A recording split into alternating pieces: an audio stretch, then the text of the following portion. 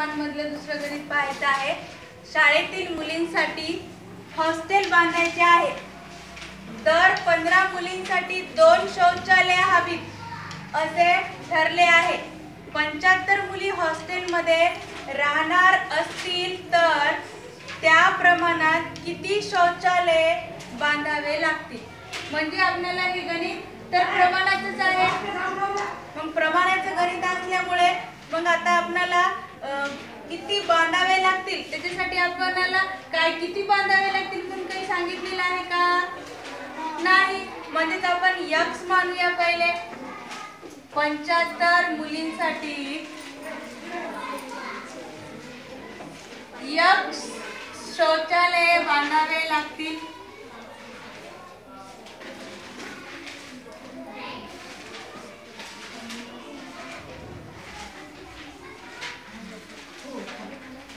आपल्याला माहित नसल्यामुळे आपण काय घेतलेलं आहे x।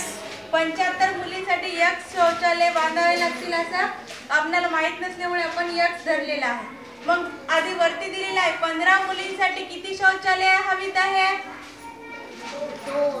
15 मुलींसाठी किती शौचालय हवी आहेत 2। मग त्याचप्रमाणे 75 मुलींसाठी किती शौचालय बांधावे लागतील x। मग आपलं हे काय आहे गुणोत्तर व प्रमाणानुसार आपण याची मांडणी करून घेतली। याची मांडणी केल्यानंतर हे बरोबरचं चिन्ह असलं डायरेक्ट असं आणि असं करून टाकायचं आपण।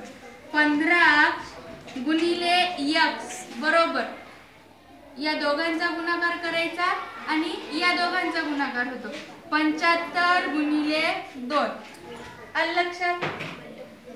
मग x बरोबर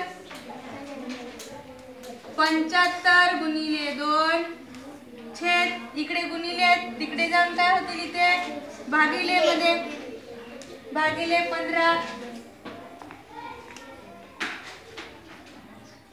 मग 15 ने काटाकाटी करा।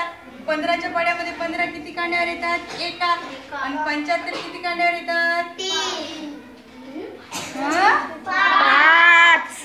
15 × 15 15 दूनी 30 15 × 45 15 × 60 15 × 75 5 कांड्यावर येतात ना।